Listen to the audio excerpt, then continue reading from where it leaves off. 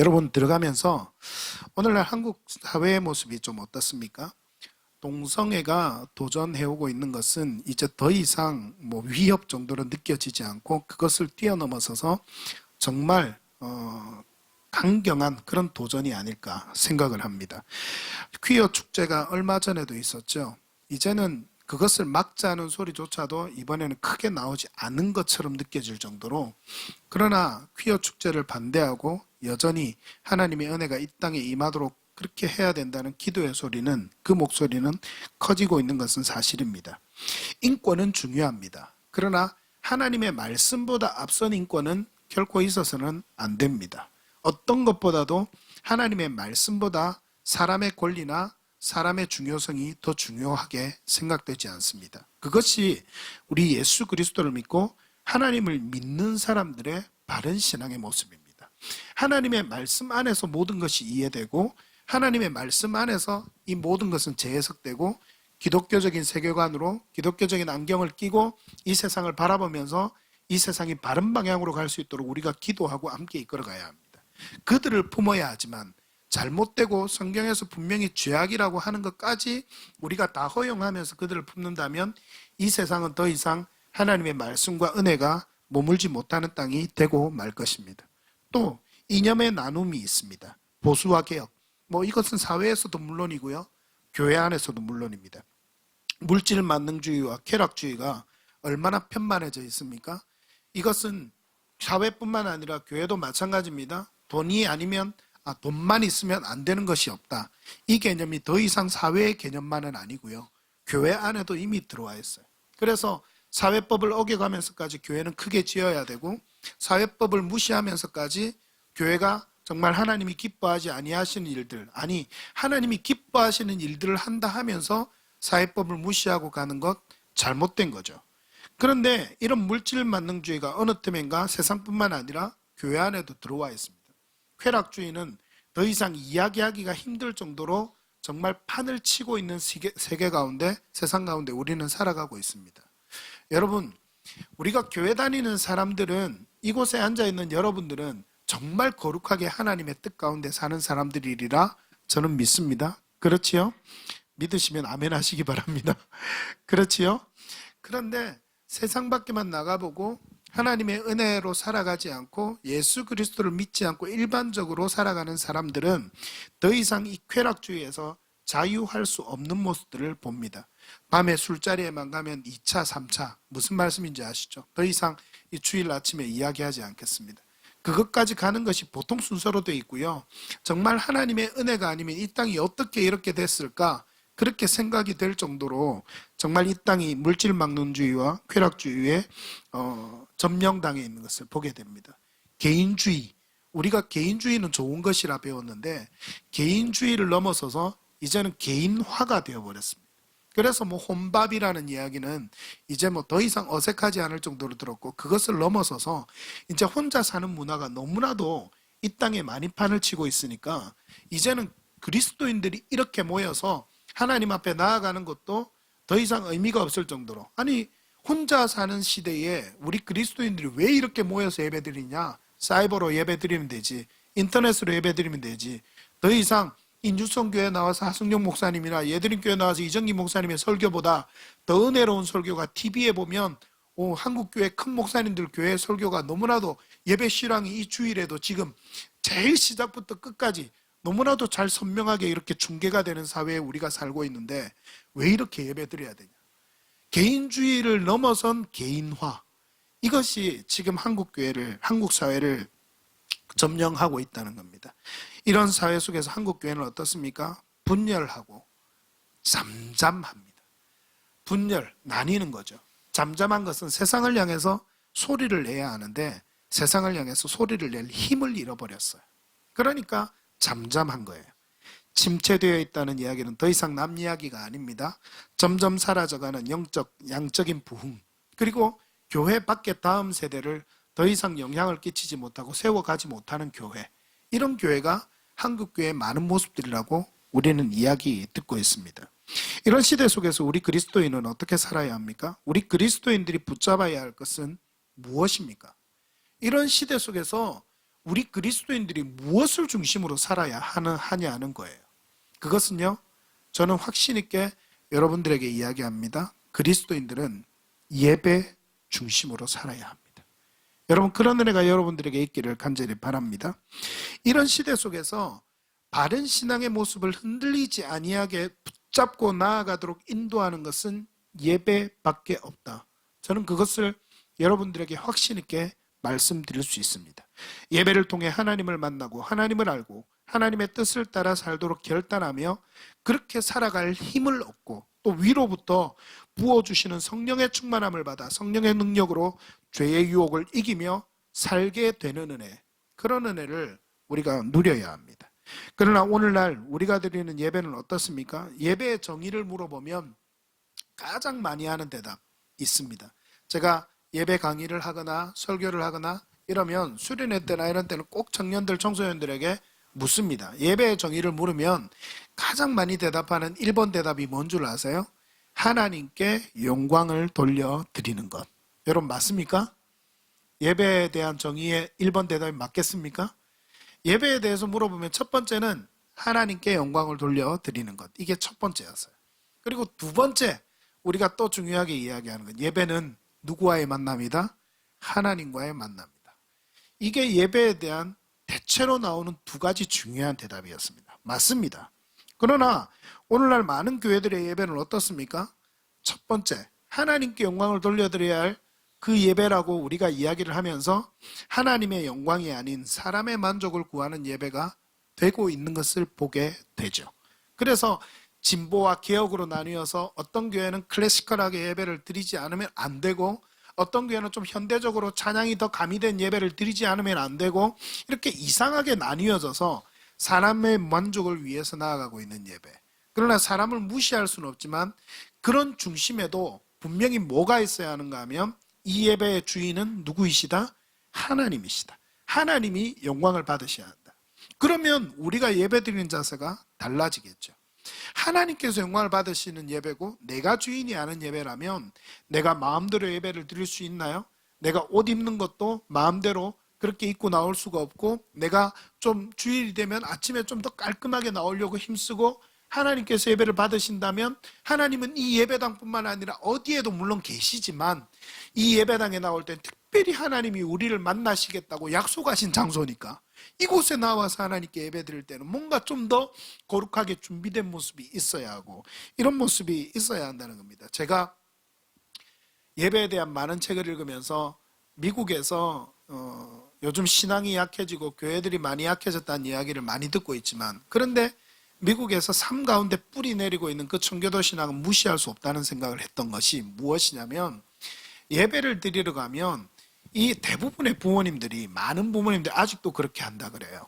기독교의 집안에서는 그 자녀들의 옷을 주일날만 입고 가는 옷 그리고 부모들도 옷을 주일날만 입고 가는 옷을 따로 그렇게 옷장 안에 걸어둘 정도로 그리고 그 옷은 항상 깨끗하게 보관을 한다 그래요. 세탁도 깨끗하게 하고 더러워지면 바로바로 세탁해서 깨끗하게 보관을 하고 주일이 되면 그 옷을 꺼내서 자신들도 입고 아이들에게도 입히고 그렇게 해서 아주 준비된 모습으로 주일 예배를 간다는 그런 이야기를 제가 볼 수 있었어요.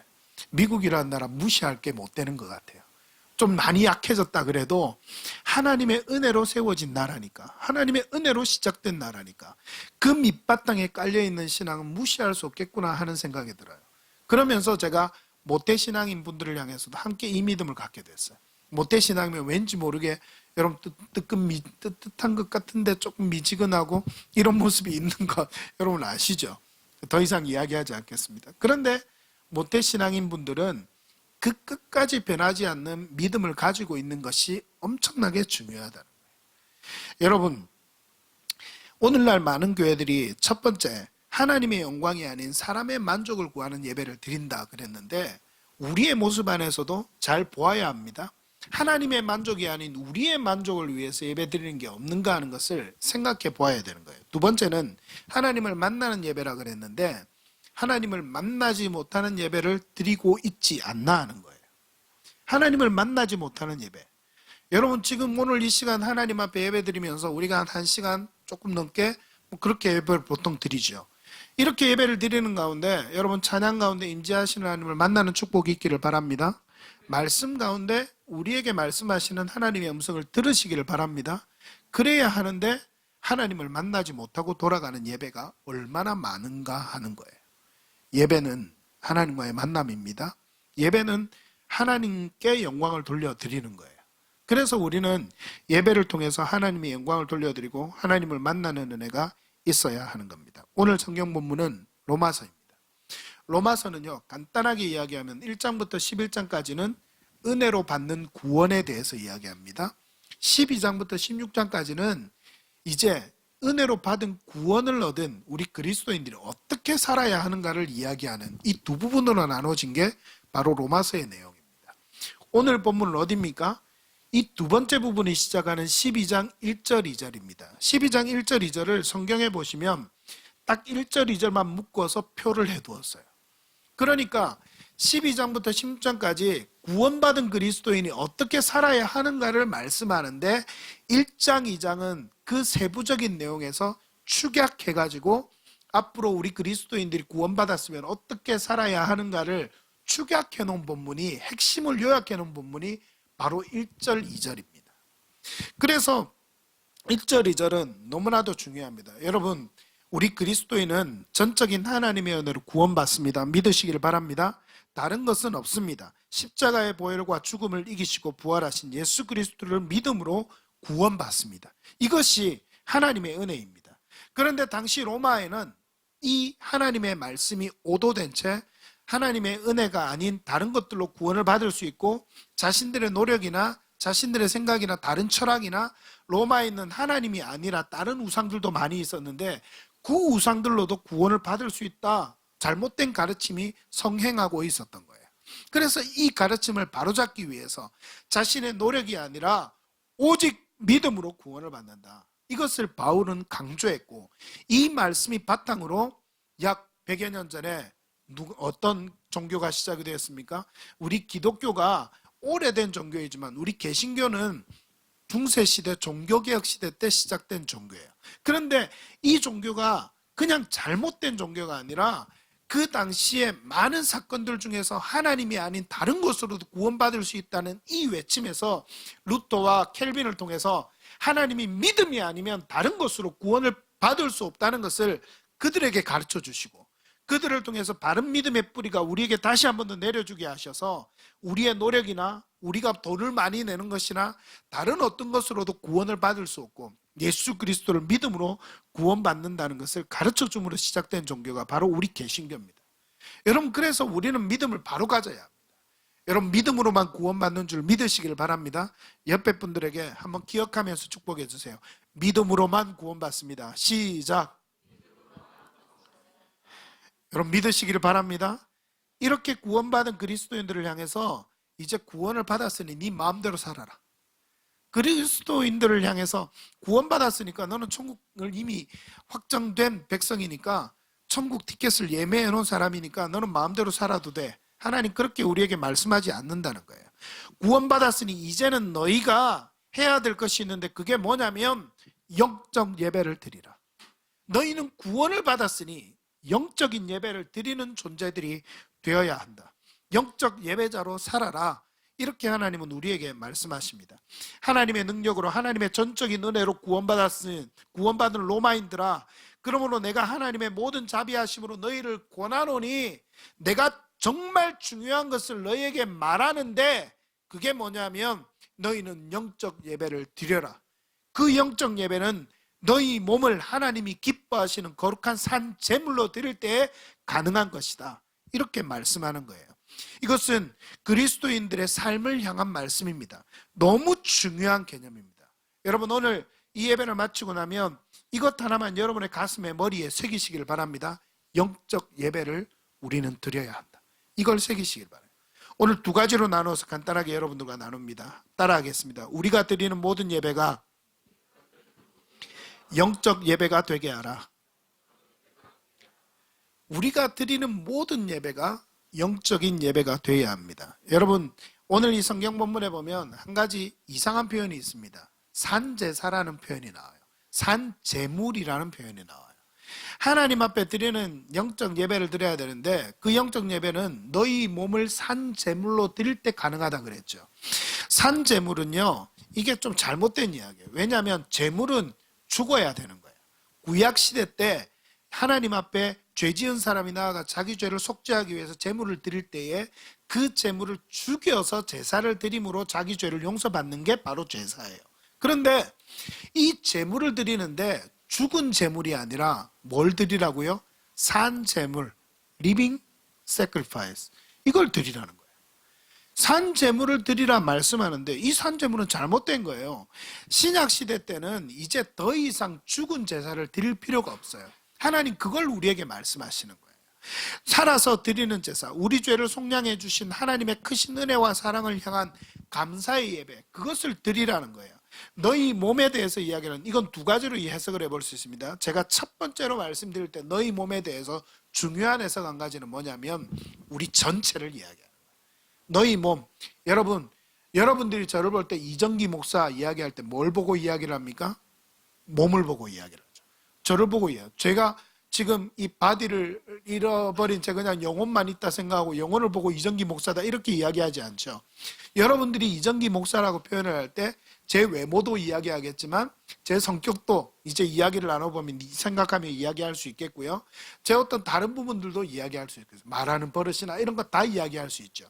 그러니까 이정기 이렇게 이야기할 때 여러분 뭘 이야기하는가 하면 저 전체를 이야기하는 거예요.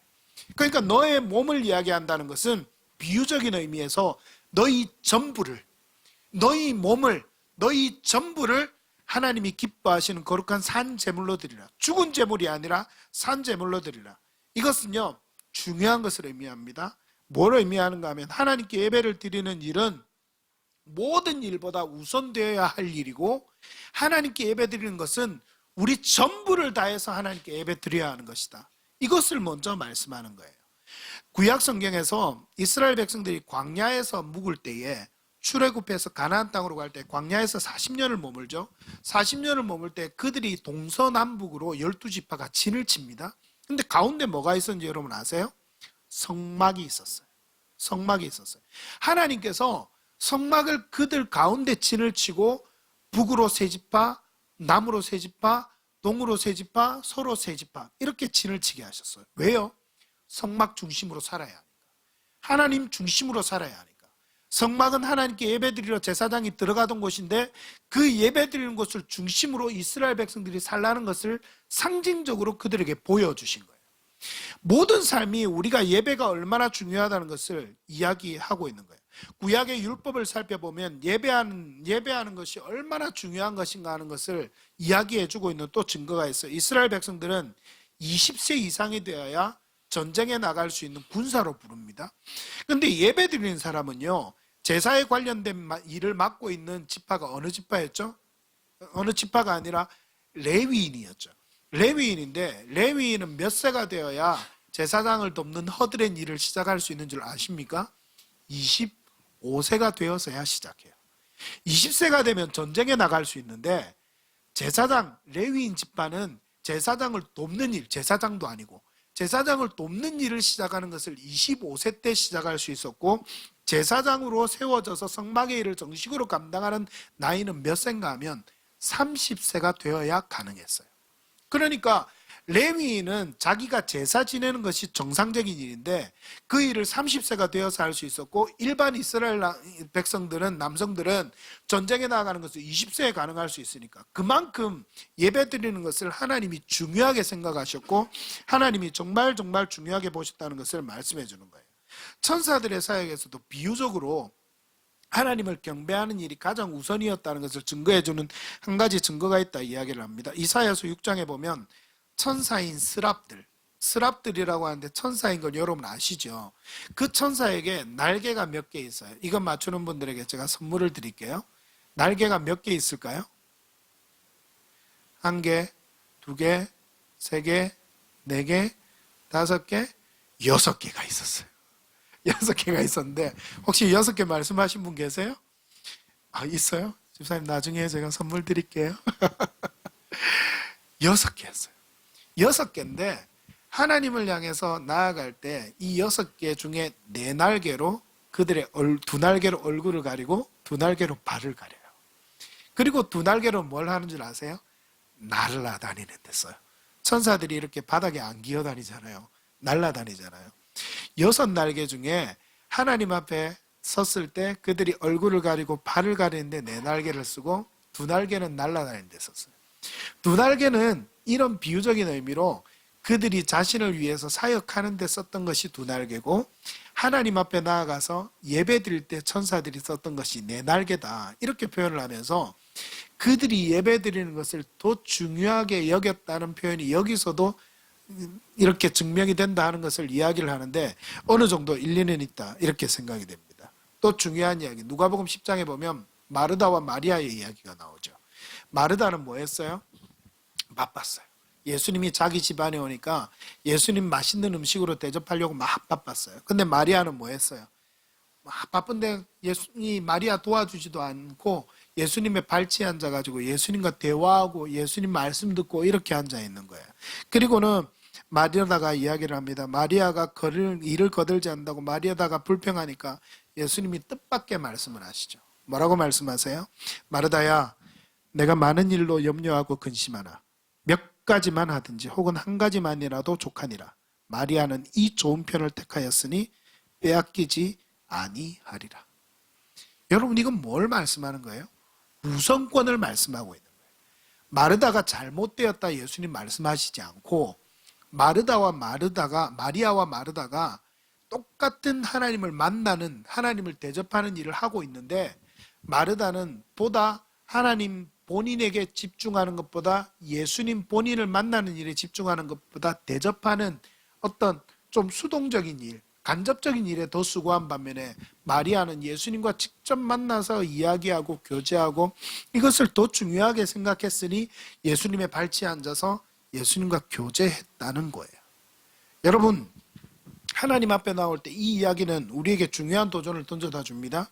오늘 주일날 여러분 하나님 앞에 잘 나오셨어요. 하나님을 향해서 열심히 사역하고 성도들 섬기는 것, 교회를 세우는 것 중요합니다. 그런데 여러분, 마리아와 같은 마음을 잃으면 안 됩니다. 내가 교회에 나왔으니 나는 섬기는 모든 일이 누구 때문에 하는 거다? 하나님 때문에 하는 거다. 예수님 때문에 하는 거다. 그래서 성령님께서 내게 주시는 힘으로 하는 거다. 잊지 마시기를 간절히 바랍니다. 여러분, 오늘 예배 나올 때 저도 물론 청소년 때 그런 적이 있었어요. 청소년 때 신앙이 이렇게 좀 있다고 생각했는데도 교회에서 총무도 하고 그때만 총무를 하면 정말 열심히 해요. 사역자나 다름없을 때였어요. 제가 고등부 때는. 그렇게 열심히 신앙생활 할 때인데 그때 제가 주일만 되면 하나님 먼저 생각한 게 아니라 예쁜 여학생 먼저 생각했었어요. 정말 예쁜 여학생이 있어서 그 여학생 보는 게 주일마다 교회 가면 너무 기쁘고 막 그래가지고 교회 가면 맨 처음 두리번 거리면서 그 여학생만 찾고 그렇게 했던 저의 죄악된 모습이 있었어요. 여러분, 하나님 앞에 나아갈 때에 뭐가 먼저냐는 거예요. 보고 싶은 사람, 여러분이 하고 싶은 일, 하나님을 향해서 열심히 사역하는 것 다 중요한데 가장 중요한 건 뭐라고요? 하나님과 만나는 것. 이걸 포기하면 안 됩니다. 여러분, 믿으시길 바랍니다. 그래서 정말 하나님을 만나는 예배가 모든 예배의 순간마다 있어야 합니다. 하나님을 만나지 않는 예배는 의미가 없어요. 하나님을 만나지 않고 하나님의 영광을 경험할 수 없는 예배는 우리에게 아무런 의미가 없어요. 그냥 여러분 예배 2시간, 1시간, 2시간 드리는 것보다 그냥 감명적인 영화, 극장도 가까이 있잖아요. 여기는 극장도 가까이 있으니까 그냥 극장 가서 내 마음을 좀 카타르시스 시켜주는 그 영화 한 편 보는 게 예배 드리는 것보다 더 나은 거예요. 여러분, 왜 이 시간 하나님 앞에 우리가 찬양을 해야 되고 왜 기도해야 하고 왜 말씀을 듣고 우리가 마음에 새겨야 하는지 그 이유를 모르고 그 감격과 그 은혜가 우리에게 없다면 하나님 앞에 나아갈 이유가 없는 거예요. 하나님이 가장 슬프게 여기고 가증하게 여기는 일이 있는데 그것은 뭐냐? 여러분 한번 따라하겠습니다. 형식적인 제사, 형식적인 예배. 하나님께 이렇게 예배드리는 것이 중요한데 우리의 모든 것을 다해서 하나님께 산제물로 영적인 예배로 드리는 것을 하나님 너무나도 중요하게 여기시는데 하나님이 가장 싫어하는 것이 계셨으니 그게 뭐냐면 이것과는 반대로 형식적인 제사, 형식적인 예배. 이사야서 1장 11절 12절을 보면 두 가지 반문을 통해서 죄악상을 고발합니다. 첫째 반문은 11절에 보면 너희의 무수한 재물이 내게 무엇이 유익하뇨? 나는 수양의 번제와 살찐 짐승의 기름에 배불렀고 나는 수송아지나 어린 양이나 수염소의 피를 기뻐하지 아니하노라. 두 번째 반문 12절입니다. 너희가 내 앞에 보이러 오니 그것을 누가 너희에게 요구하였느뇨? 내 마당만 밟을 뿐이니라. 하나님 앞에 보이는 것 의미가 없어요. 하나님 앞에 많이 드리는 것 의미가 없어요. 많이 드리는 것을 통해서 우리 마음의 중심이 하나님을 향해야 하는 거예요. 믿으시길 바랍니다. 그런데 많이 드리기만 하면 그것으로 됐다 하니 그 형식적인 신앙은 문제가 있다는 거예요. A.W. 토저 목사님은 이렇게 이야기합니다. 하나님은 우리가 자신 속으로 더 깊이 들어오시기를 바라십니다. 먼저 우리를 사랑하셨던 그분에 대한 우리의 사랑 속에서 그분은 우리를 인도하시기 원하십니다. 또한 우리 안에서 그분이 고귀하게 여기시는 경배와 찬양을 더욱 양성해 나가기를 바라십니다. 아울러 참된 예배에서 맛볼 수 있는 영적 환상이라는 축복된 요소를 우리 각자에게 보여주고 싶어 하십니다. 나아가 우리 예배 속에 도덕적인 흥분이 가득 차 있다는 것을 놀라운 사실을 우리에게 가르쳐 주기를 원하시며 더불어 하나님이 누구신지를 깨달음으로 인해 우리가 황홀한 기쁨에 젖기를 바라십니다. 이와 같은 예배를 대신할 만한 것은 세상 어디에도 있을 수 없습니다. 토저 목사님은 이렇게 이야기를 해요. 여러분, 예배를 통해 온 마음과 온 정성을 다해 하나님께 나아가십시오. 그리고 하나님을 만나십시오. 그런 은혜가 있어야만 합니다. 세상은 우리의 오감을 만족하게 하는 것으로 더 자극적으로 우리 삶에 파고듭니다. 여러분, 예배가 우리의 오감을 만족시키지 못하나요? 그런 예배를 경험한 적이 없으신가요? 그러면 사모하면서 기도하십시오. 하나님, 세상이 주는 쾌락보다 더 기쁜 즐거움이 있는 그 예배가 나 안에, 나의 삶 가운데 시작되기를 바랍니다. 그렇게 예배를 드리시길 바랍니다. 그렇게 영적 예배를 드릴 수 있는 한 가지 방법만 여러분에게 제시하고 두 번째로 넘어가서, 두 번째는 짧습니다. 그렇게 설교를 하겠습니다. 동참하는 예배를 드리라는 거예요. 따라합시다. 동참하는 예배. 우리가 클래시컬한 예배에서 좀 이렇게 함께 경배와 찬양으로 더 나아가게 된 이유가 여러분 뭔 줄 아세요? 우리 한국교회에서 그렇게 된 이유는 뭐냐면, 클래시컬한 예배는 예배를 어떻게 만들어버렸냐면 구경꾼으로 만들었어요.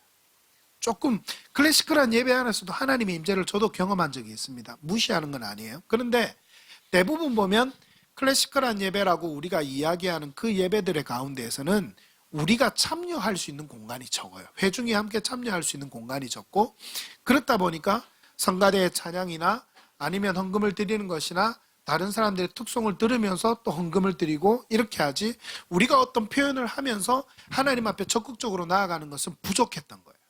그러니까 예배의 개혁운동이 일어나면서 예배 안에 하나님이 우리는 구경꾼이 아니다, 그래서 예배 안에 적극적으로 참여해야 된다 하면서 경배와 찬양운동도 일어났고, 그 가운데서 예배 드릴 때 온갖 우리가 참여하는 현상들이 더 많아져야 된다 해서 우리가 헌금 드릴 때에도 특송하는 게 아니라 때때로 뭐 하기도 하지만 우리가 찬양하면서 예배 드리는 것, 우리가 찬양하면서 헌금 드리는 것, 그것이 생겨나게 됐고, 이렇게 순서들이 바뀌어간 것이 오늘 우리가 함께 드리는 이 예배 가운데 지금 있는 거예요. 여러분, 그런 걸 이해하고 예배 드리셔야 돼요.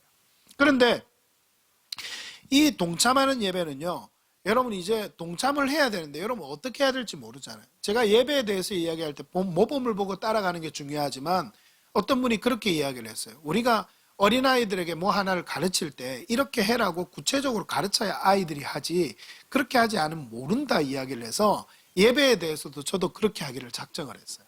시편에 보면 동참하는 예배에 대한 표현들이 많이 나와 있습니다. 어떻게 나와 있냐면, 모든 예배자들이 개인적으로 경험하는 것을 의미하는데, 시편 95편 6절에는 무릎을 꿇고 예배드리라.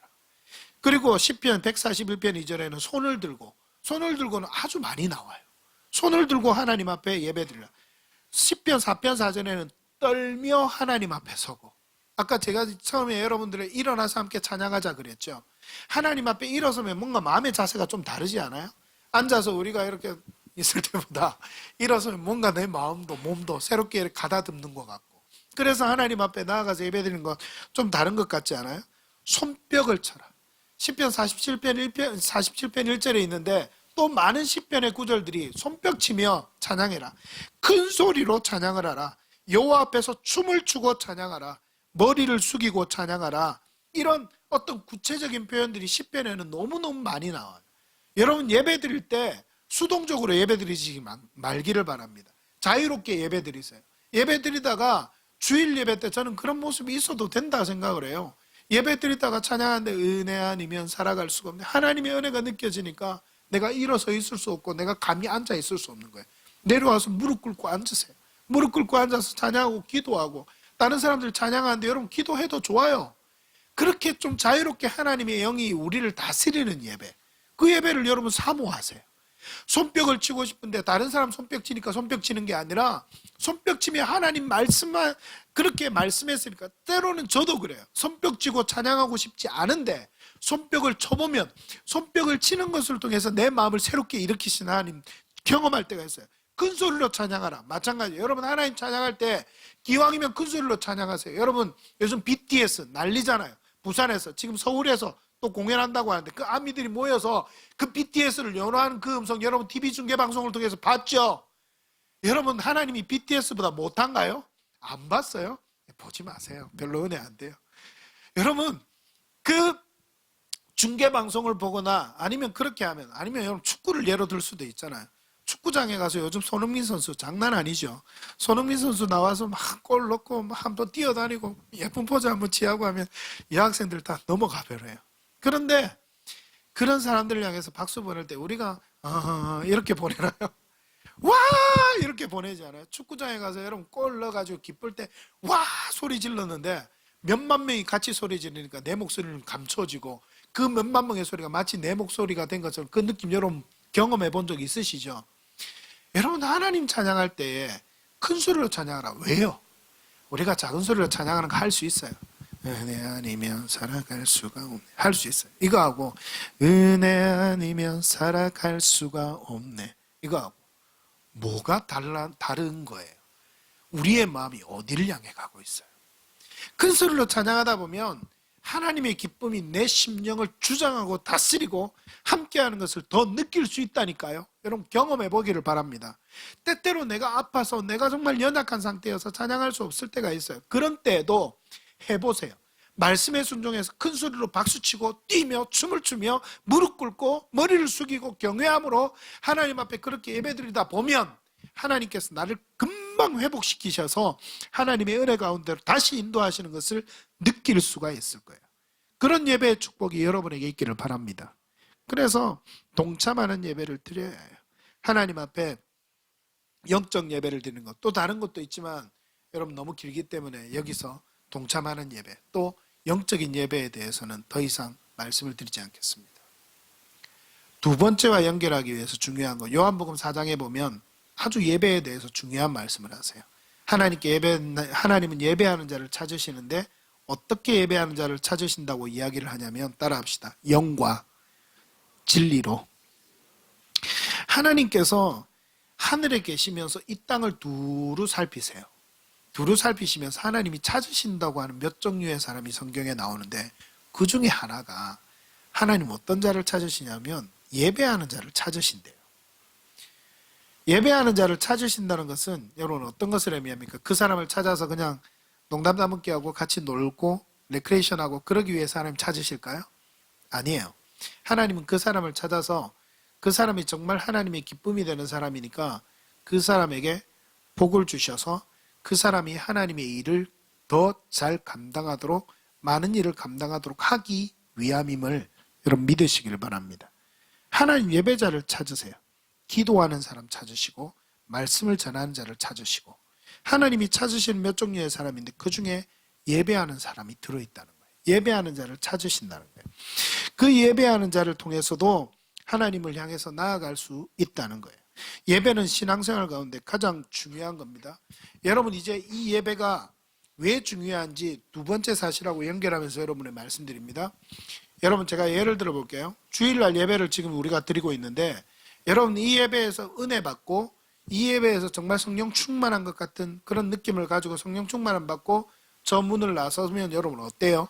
그날은 좀 다르죠. 그리고 그 주간은 좀 다르죠. 아, 내가 주일 예배를 정말 은혜 있게 드렸어. 오늘 말씀이 정말 내 마음에 팍팍 새겨져. 오늘 이 말씀 붙고 내가 열심히 살아야지. 이렇게 결단하며 저문을 나가면 적어도 한 2, 3일 정도는 말씀이 기억이 돼요. 근데 여러분 별로 은혜 받지 못하고 하나님 만나지도 못한 그런 예배를 드리고 저문을 나서면 여러분 저녁에 그 말씀이 기억나요? 안 나요? 안 나요. 그럴 때 있죠. 저도 목사인데 그럴 때 있으니까 여러분 동의하면서 말하는 거예요. 그럴 때가 있어요. 여러분, 예배에 성공하는 것이 얼마나 중요한가 하면 이게 삶에 지대한 영향을 미치는 거예요. 우리가 밖에 나아가서 나가는 삶에 지대한 영향을 미치는 거예요. 로마서 12장 1절 2절 말씀은 실제 우리가 정해진 시간을 드리는 예배 이것에 대해서도 말씀하지만 더 중요하게 이야기하는 것은 우리의 삶을 이야기해요. 즉 우리의 삶이 예배가 되어야 된다는 거예요. 그래서 두 번째 이야기합니다. 따라합시다. 우리가 살아가는 삶이 영적 예배가 되게 하라. 아까는 우리가 드린 예배가 영적 예배가 되게 하라 그랬죠. 이제는 우리가 드리는 삶이 영적 예배가 돼야 합니다. 이 두 가지 예배는 아주 밀접한 관계를 갖고 있어요. 제가 설명했던 것 이제 반대로 한번 설명해 볼까요? 여러분이 일주일 동안 세상에 나아가서 삶을 살아요. 삶을 살아가는데 이번 주는 한 주 동안 한 번도 말씀 읽지 않았어요. 그리고 뭐 찬양도 잘 안 드린 것 같아. 매일매일 기도하는 거라고는 식사기도 3번 하는 것. 이것도 다 했으면 다행이지. 그것도 다 지키지 못하고. 그렇게 살아왔어요. 그렇게 밍숭맹숭하게 아주 차가운 신앙의 그런 모습으로 우리가 살다가 여러분 주일 예배가 됐어요. 주일 예배가 돼서 이 주일 오전에 예배 나오는데 예배 나오는 시간이 그럴 때 기쁘던가요? 안 기쁘던가요? 별로 안 기뻐요. 예배가 별로 기대가 되지도 않아요. 그냥 예배 시간 정해졌으니까 습관적으로 나아가는 거예요. 예배 나아가는 습관은 너무 좋은 겁니다. 여러분 그 습관 꼭 가지기를 바랍니다. 다른 어떤 곳에 가서도 지금 주말이 너무 이렇게 토요일까지 쉬는 날이 되니까 주일까지 놀러 갔다가 예배를 딴 데서 드리고 오거나 안 드리거나 이런 성도들이 많이 있어서 문제인데 여러분 어디 놀러 가도 토요일 밤에 꼭 돌아오시기를 바라요. 아니면 주일 아침 일찍 돌아와가지고라도 본교에서 예배 꼭 드리시기를 바라요. 그래서 여러분 우리가 예배 드리는 기쁨을 찾아가야 합니다. 일주일의 삶을 너무 엉망으로 살았는데 하나님 앞에 예배 드리는 건 전혀 기쁘지 않아요. 그런데요 일주일의 삶을 정말 반대로 하나님 은혜 가운데 살았어요. 매일매일 큐티하고 매일매일 기도 1시간씩 하고 기적 같은 일이죠. 그렇게 매일매일 기도 1시간 이상 30분 이상 포기합니다. 30분 이상 하고 그렇게 하고 식사 기도도 정말 뜨겁게 하고 그렇게 하고 하나님 앞에 예배 드리러 탁 나올 때 여러분 주일 예배 드릴 때 어때요? 기대가 돼요. 그런 마음 여러분 느껴본 적 있죠? 오늘 예배는 뭔가 모르게 하나님 내게 더 은혜를 베푸실 거야. 그런 마음으로. 여러분 무슨 이야기입니까? 우리의 삶이 이 예배에 영향을 미친다 안 미친다? 미친다는 거예요. 그리고 여러분 이 예배도 우리의 삶에 영향을 미친다 안 미친다? 미친다는 거예요. 어떤 것도 포기할 수 없지만 가장 중요한 것은 저는 이 시간을 정해서 드리는 예배가 먼저입니다. 가장 중요합니다. 왜냐하면 하나님의 특별한 우리가 예드림교회, 우리가 뉴성교회 성도들이라면 그 교회에서 하나님이 특별하게 은혜 베푸시기로 약속한 시간이 여러분이 함께 모여서 예배하는 시간이에요. 그래서 너무 중요한 거예요. 그래서 이 예배를 통해서 하나님의 말씀을 함께 받고 은혜 받지 않으면 여러분 일주일의 삶도 실패할 확률이 많아져요. 이 예배를 통해서 은혜 받고 일주일의 삶도 성공하고 또 예배의 자리로 돌아오면 기대하는 마음으로 나오면 처음부터 찬양할 때부터 하나님의 은혜가 우리한테 있는 거예요. 그래서 여러분 특별히 주일이 되기 전에 이건 율법이 아닙니다. 여러분이 토요일 달쯤 되면 주일을 준비하는 것이 목사만 주일을 준비하는 게 아니라 여러분들도 주일을 준비하셔야 돼요. 내가 좀 더 지난 금요일까지 삶을 어떻게 살았지? 토요일은 한번 돌아보는 시간을 가지고 내일 주일날 예배 드리러 가야 되는데 나를 좀 더 거룩하게 하나님 앞에 나아가도록 힘써야 되겠다. 토요일만 되면 쉬는 날이라고 하루 종일 게임하고 토요일만 되면 쉬는 날이라고 하루 종일 뻗어가지고 그냥 있고 그렇게 나아가는 것이야. 토요일이니까 좀 쉬기도 쉬지만 쉬는 가운데 말씀도 읽고 책도 읽고 영화도 좀 은혜로운 영화 찾아보면서 보고 그렇게 하면서 하나님의 내일 주일 만날 걸 준비하는 모습도 우리에게 필요하다고요. 그래서 주일 예배가 하나님 앞에 기쁨이 되게 하고 우리도 은혜 받아야 되는 예배가 되어야 되는 거예요. 그리고 예배를 드려야 되는 거예요. 우리 삶이 예배가 되는 것 마지막으로 말씀드립니다. 하나님은요 너희 몸을 기뻐하시는, 하나님이 기뻐하시는 거룩한 산 제사로 드리라 했는데, 아까 너희 몸을, 아까는 우리 인격적인 걸 전부 표현한다 그랬죠. 두 번째는 바디, 문자 그대로 너희 몸을 하나님이 기뻐하시는. 그런데요, 이때 로마 시대 당시에는 몸에 대해서 상당히 율법적으로 안 좋게 생각했었어요. 사도 바울도 그 개념을 로마서 3장에서 이야기를 합니다. 뭐라고 이야기를 하는가 하면, 인간의 타락상을 폭로하고 있는데 그 타락상이 우리의 몸을 통해 속임을 말하는 입술의 혀와 독을 퍼뜨리는 입술 안에서 저주와 악독이 가득한 입, 피 흘리는 데 빠른 발, 하나님으로부터 돌려버린 눈으로 표현하고 있는 것을 보게 돼요. 그러면서 종종 우리 몸은 죄악을 주체하지 못하고 행하는 주체가 된다는 것을 바울은 이야기해요. 그러나 또 바울은 이야기하는데 뭐라고 이야기를 하면, 기독교적 신성함은, 기독교적인 어떤 신성한 것들은 우리 몸의 행위들에서 나타납니다. 여러분, 여러분의 몸이 하나님을 찬양하는 도구로 쓰일 때 얼마나 아름다워요? 우리 기타를 치고 드럼을 치고 앞에 우리 찬양팀이 있으니까 건반을 치고 제가 기타 치면서 인도하고 여러분에게 말씀을 전하는 지금 이 모습 너무나 아름답게 보이지 않아요? 근데 제가 집에 가서 체육복 입고 운동복 입고 널브러져서 나 혼자 한번 산다 이런 거 보고 이러면 별로 은혜가 안 돼요. 근데요, 우리 몸이 하나님의 영광을 위해서 쓰여지는 것, 이런 거 보면 얼마나 감사하고 얼마나 귀해 보여요. 이거예요, 이거. 너희 몸을 하나님이 기뻐하시는 거룩한 산제물로 드리라. 예배 드릴 때뿐만 아니라 어디에서? 삶에서 여러분이 말할 때, 삶에서 내 손으로 하는 일, 삶에서 내 발로 가는 곳, 삶에서 내가 생각하는 것, 삶에서 내가 모든 사람들을 대해서 행동하는 것 하나를 통해서 그게 뭐가 돼야 된다고요? 예배가 돼야 된다. 여러분, 하나님 그걸 이야기하는 거예요. 너희 몸이 가는 곳에 산 제물로 드리라. 그게 영적 예배다. 너희 몸으로 어디를 가든지 산 제물로 드리라. 다른 사람들을 섬기고, 예수님이 우리를 위해 하셨듯이 생명을 주셔서, 목숨을 주셔서 다른 사람들을 섬기고 그렇게 하는 예배, 그 예배를 우리의 삶 속에서 드리라는 거예요. 그게 너무나도 중요한 거예요. 그게 우리가 드릴 뭐라고요? 영적인 예배다. 근데 그 영적인 예배는 2절 말씀에 풀어서 설명을 해요. 뭐라고 이야기를 해요? 같이 한번 읽어보고 말씀을 정리합니다. 2절 말씀 같이 한번 읽겠습니다. 시작. 너희는 이 세대를 본받지 말고 오직 마음을 새롭게 함으로 변화를 받아 하나님의 선하시고 기뻐하시고 온전하신 뜻이 무엇인지 분별하도록 하라. 세상에서 예배 드릴 수 있는 방법, 하나님이 2절의 말씀이에요. 이 말씀 그냥 그대로 보세요. 세대를 본받지 말고 너희 마음을 새롭게 함으로 변화를 받아 하나님의 선하시고 기뻐하시고 온전하신 뜻이 무엇인지 분별하도록 하라. 여러분, 이게 뭐예요? 말씀으로 가능한 거잖아요. 하나님 만나고 말씀이 있을 때 이게 가능한 거잖아요. 그래서 여러분, 하나님께 영적 예배를 드리는 삶을 살기 위해서는 말씀으로, 기도로, 찬양으로 우리의 삶이 다시 돌아가야 해요. 여러분, 이런 은혜가 여러분에게 있기를 바랍니다.